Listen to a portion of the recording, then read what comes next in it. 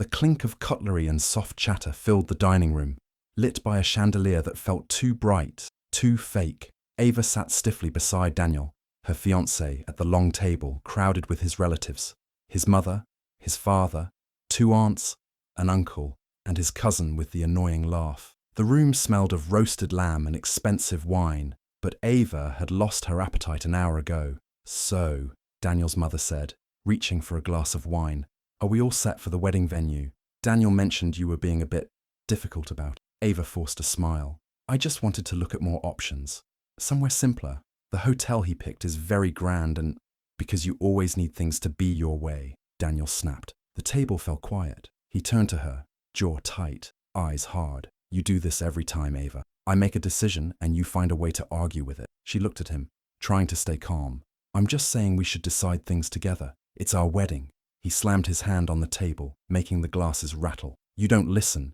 Then, without warning, he raised his hand and slapped her. The sound cracked through the room. Ava's cheeks stung. She didn't move. She didn't cry. Her ears rang, but she could still hear the silence that followed. Thick, awful silence. No one said anything. Not his mother, not his father, not even the cousin with the laugh. They just stared down at their plates, pretending not to see. Ava looked straight ahead. Her face burned, but not from the slap, from the shame, from the quiet. But inside, something had snapped. She turned her head slowly, eyes scanning the room, and then landed on the curtain near the hallway. It looked still to everyone else, but Ava knew what was behind it. Her brother Eli had asked her to wear a tiny mic for this dinner. "Just in case," he had said. But she had told him not to worry, told him everything would be fine. Now she wished she had listened, because Eli had come anyway and was hiding behind that curtain with a camera, with sound, with everything. And Ava didn't cry, because this wasn't over, not even close. The morning after the dinner, Daniel showed up at Ava's apartment with flowers and a carefully practiced look of regret. He didn't mention the slap right away. Instead, he hugged her too tightly and told her how much he loved her, how stressed he'd been lately, how wedding planning was turning everyone into people they weren't. "I didn't mean it," he said quietly, brushing her hair back like nothing had happened. "I snapped. That wasn't me." Ava nodded slowly, not speaking. Her cheeks still ached, and her silence made Daniel nervous. He kept talking. "My mum said it was just tension. She thinks we should take a break from planning for a bit, let things cool down." Ava forced a small smile. "Maybe that's a good idea." He relaxed at that. She noticed he didn't say sorry for hitting her, just for snapping. And when he finally left, relieved she hadn't broken off the engagement, Ava locked the door and leaned against it. Then she called Eli. He arrived in 20 minutes, holding his phone like a trophy. "You need to see this," he said, sitting beside her on the couch. He opened the video he'd recorded from behind the curtain at the dinner. It started with the slap. Ava winced watching it again. Then came what she hadn't heard. What happened after Daniel led her away to talk in the hallway. His family kept eating like nothing had happened. Daniel's mother had laughed. "She'll learn. He's just keeping her in line. She needs to know her place," one of the aunts added. Then Daniel's father said, "He should get her to sign over her assets. That apartment of hers, worth something, and she's got savings, right? Lock it down before the wedding." Ava's blood turned cold. Eli fast-forwarded to another clip, this one from Daniel's study. He'd sneaked in with a hidden mic on a different day. Daniel was on the phone, saying things Ava had never imagined hearing. "She's emotional. I'll get her to sign whatever. I'll make it seem like a routine wedding form. Once I get her to quit that job, she'll depend on me. Just how it should be." Ava stared at the screen, numb. "That's the man you were going to marry," Eli said, voice tight. Ava didn't speak for a long time. She just looked down at her engagement ring. The diamond sparkled like it meant something beautiful, but all she could think about was how Daniel had offered it to her with a smile and a hidden plan. She pulled it off slowly and set it on the table. "You know what I hate the most?" she said finally. "He thought I'd never find out." Eli looked at her. "What do you want to do?" Ava turned to him, calm and focused. "We're not calling off the wedding yet. Not until I get everything I need." She picked up the ring again, stared at it a moment longer, then slid it back onto her finger. "I want him to think he's still winning."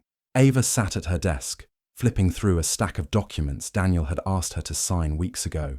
Paperwork he claimed was for venue coordination and guest list approvals.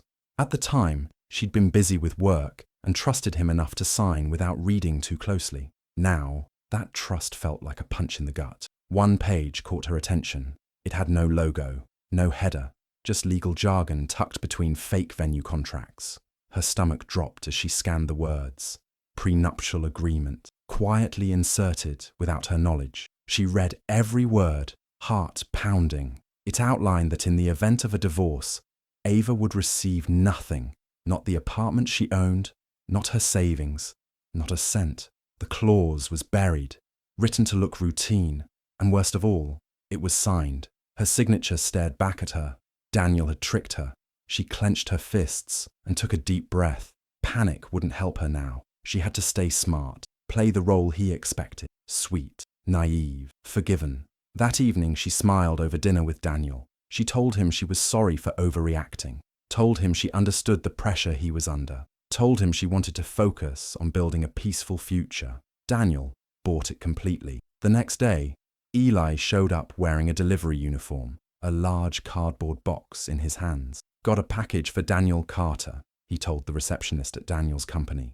She barely looked up before buzzing him through. Inside Daniel's private office, Eli moved fast.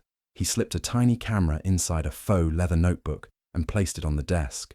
A second one went under the cabinet, near Daniel's safe. Before leaving, he connected both to a remote cloud folder only he and Ava could access. That night, Ava lay in bed beside Daniel while he scrolled through his phone. "I'm really glad we're past that rough patch," he said, kissing her shoulder. She smiled into the pillow. "Me too." But in her mind, she wasn't in the bedroom anymore. She was in his office, watching, listening, and waiting, because Daniel may have tricked her once, but the game had changed. Now she was the one setting traps.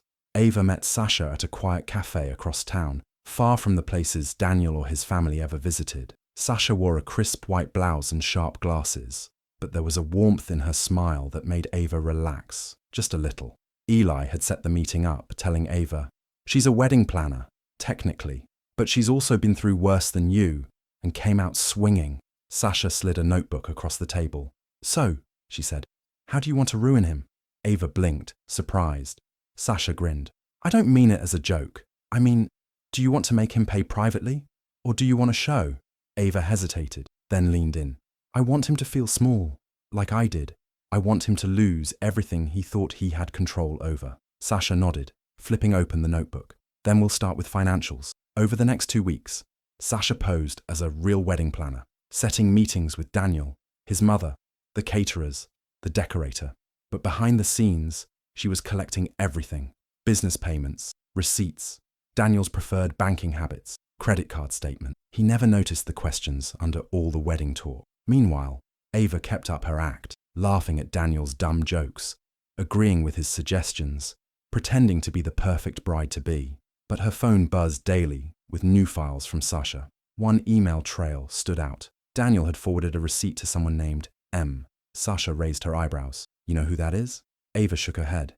Eli did some digging. M was Michelle, Daniel's cousin's wife, married, 2 kids. Eli found photos, DM's voice notes. One in particular made Ava's stomach twist. Michelle's voice, soft and sweet. "You really think she'll never find out?" Daniel's reply, "She's not the type. She's trusting. Dumb sometimes. That's why I love her." Ava sat on her couch in silence, the phone in her hand, heart steady. She wasn't angry anymore. She was focused. They had the prenup, the affair, the financial manipulation, the audio, the video, the email receipts. Everything was stacked, but Ava wasn't rushing. Not yet. She told Sasha, "Let's keep planning the wedding. Make it big, classy, dramatic." Sasha raised a brow. "You sure? We could end him now." Ava smiled, a small, cold smile. "I want everyone watching when it happens." Because Daniel had built his world like a castle, tall, smug, untouchable. Ava wasn't just going to knock on the door, she was going to set it on fire. The rehearsal dinner was held at a private country club, all white tablecloths and champagne flutes. Daniel's family spared no expense. After all, it was their chance to show off. Ava walked in, dressed in a soft blue dress and her best polite smile. She held Daniel's hand like nothing was wrong, laughing at the right moments, nodding at compliments about how perfect the couple looked. No one noticed when she excused herself to the bathroom and placed her phone, already recording, on the edge of the sink, screen dimmed, camera off. She left the stall door ajar just enough to let the sound carry. She returned to the table 10 minutes later, empty-handed, and smiled as Daniel poured her a drink. In the bathroom, the recording continued. Daniel's mother entered first, followed by his aunt. Their heels clicked against the tile, their voices casual. "She thinks she's still going to work after the wedding," his mum said, laughing as she checked her lipstick. "That PR firm is a waste of time. Daniel will get her pregnant in a year. She'll be too tired to argue." "She won't last long," the aunt replied. "Once she's isolated, she'll be easy. That's how I did it with my first. Just keep her busy with babies and baking." They both laughed. Then came the line Ava had hoped for. "She won't even realize what she's giving up until it's gone." They left shortly after, their voices fading. Later that night, in her bedroom, Ava listened to the full audio. Her face didn't change. She just clipped the file, blurred the voices slightly, and uploaded it from a burner account to a small but vocal relationship advice forum. She titled it, "Future Mother-in-Law and Aunt Plotting to Control Me After Marriage." Within hours, it exploded. Thousands of comments poured in. Outrage, sympathy, shares, TikTok, memes. Ava didn't reply to any of them. She didn't need to. She watched as the comments spread across platforms. People started guessing who it was. No one got close. But the message was out there, and the narrative was changing. Daniel's family would have no idea where it came from. But now, Ava had the public on her side, and this was only the rehearsal. Ava stood in front of the giant oak doors of Daniel's family home,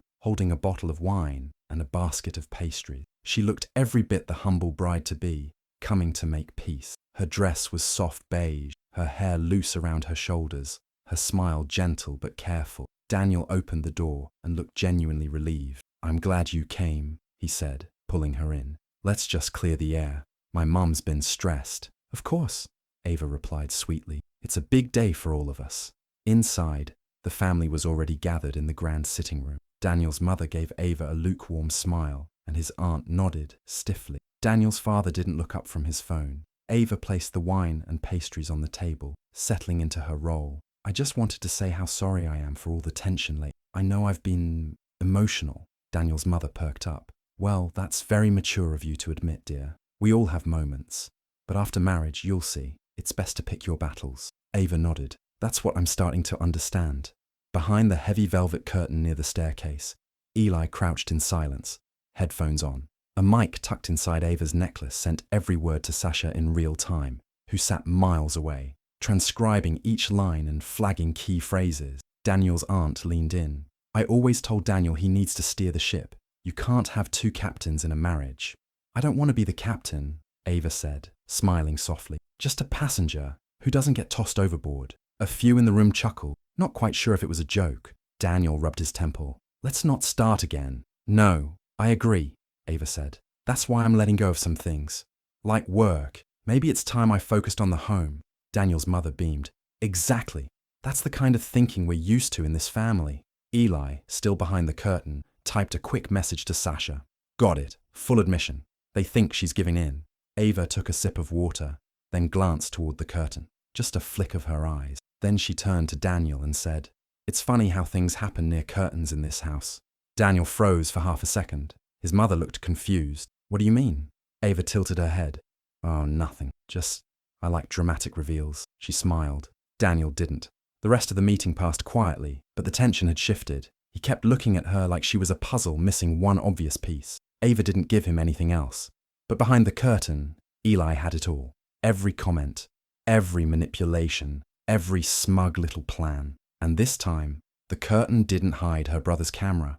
It hid their evidence. Again. Late at night, Ava sat beside Eli in his small apartment, a laptop open between them. The screen showed a clean timeline of video clips, each one carefully edited, sharp, and impossible to ignore. The title across the top read, "Number the Real Daniel." The first clip was the slap at the dinner table, the raw silence afterward, Ava's face, still and unreadable. Next came the audio from the rehearsal dinner bathroom. Daniel's mom and aunt laughing about keeping Ava home, controlling her with children. Then the phone call Daniel made from his office. "She's emotional. I'll get her to sign whatever," followed by the voice note from Michelle. His affair, his own voice calling Ava dumb. Each clip was short but damning. Eli added a simple title card at the end. "Believe women, even the quiet ones." They uploaded it at 2:14 a.m. to multiple platforms under a burner account: Reddit, X, Instagram, TikTok. No names, no faces, just audio and text. By morning, it had over 200,000 views. By evening, it was on the front page of Reddit. By the next night, it was everywhere. Comments flooded in. "This man is a monster. I know this voice. I swear I've seen this guy in a local magazine. Whoever you are, we believe you. Get out while you can." Hashtags exploded. The real Daniel. Like run, bride run, and emotional abuse. Israel people didn't just watch. They shared, discussed, investigated. Some internet sleuths began piecing together details. The mansion's dining room, the logo on the wine bottle, the last name Carter, overheard in a muttered comment. The story took off. Daniel's company received angry emails. Sponsors pulled ads. His cousin's wife, Michelle, suddenly deleted all her social media. A reporter from a gossip site reached out to the burner account asking for an interview. Ava ignored it all. She simply watched as the storm grew. At the next wedding planning meeting, Daniel looked exhausted, eyes sunken, face pale. "I don't know what's going on," he muttered. "People are turning on me online. Someone's spreading lies." Ava placed a gentle hand on his. "That's awful," she whispered. But inside, she was smiling, because Daniel had spent months trying to control her, and now the whole world could see him, unmasked, unfiltered, and falling apart. The courtroom was cold, quiet, and packed with tension. Daniel sat beside his lawyer, jaw tight, in a grey suit that didn't quite fit right anymore. His eyes kept darting toward Ava, seated calmly at the other table. Her posture was perfect, her face unreadable. Sasha sat beside her, flipping through a thick folder. Daniel had filed for defamation. He claimed the viral video destroyed his reputation, cost him deals, and caused emotional damage.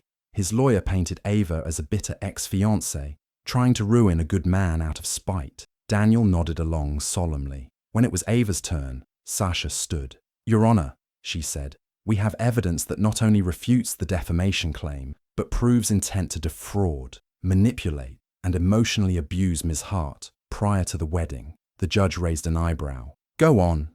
Sasha opened the folder and walked through it, piece by piece. First, the video of the slap. Not a dramatization, not hearsay, actual footage. Then, the hidden prenuptial agreement, presented under a fake contract. Ava's signature obtained without disclosure or legal counsel. Next, audio recordings of Daniel's family discussing plans to isolate Ava from her career and finances. And finally, the emails and voice notes with Michelle, confirming not only the affair, but Daniel's own words about Ava being easy to control and too trusting to notice. Daniel's lawyer objected. These were obtained without consent. "They were recorded in states where one-party consent is legal," Sasha replied, cool and collected. "We checked." The courtroom grew still as the judge reviewed the documents. Daniel's face turned red. He glanced around the room, as if hoping someone, anyone, would come to his defense. No one did. After several minutes, the judge leaned forward. "Mr. Carter, not only have you failed to provide sufficient proof of defamation, but the evidence submitted by the defense shows clear intent to manipulate and financially exploit your former partner." Daniel opened his mouth, but no sound came out. "The court dismisses the case in full," the judge said. "And furthermore, the prenuptial agreement, obtained through deception, is hereby void." Ava didn't react, not even a smile. Outside the courthouse, reporters swarmed the steps. Cameras flashed, questions flew. Daniel shoved past them, his face down. Ava walked out slowly, steady in her heels, head held high. Sasha kept pace beside her, a quiet smirk on her face. "You good?" Sasha asked. "I'm better than good," Ava said softly. Because Daniel hadn't just lost a court case. He'd lost his mask, his leverage, his illusion of power, and Ava hadn't even raised her voice. The house looked the same from the outside. Tall windows, manicured lawn, the same black iron gate. But everything felt different now. Ava stepped out of her car, keys in hand, and walked up the stone path like she had 100 times before. Only this time she wasn't visiting. This time, she owned it. Daniel's accounts had been frozen after the courtroom fallout. Business partners dropped him. Lawsuits from investors followed. And through it all, the property he once tried to use to trap Ava had, through his own poorly written contracts and Sasha's legal finesse, been transferred to her name. It was official. The house was hers. She pushed the door open and walked through the quiet foyer. Sunlight poured in through the tall windows, catching on the crystal chandelier Daniel once bragged about. She moved slowly, absorbing it all, not out of sentiment, but because taking back control didn't need to be loud. It just needed to be complete. She spent the afternoon clearing out the few things Daniel hadn't already taken. His suits, his cologne, a drawer full of old receipts.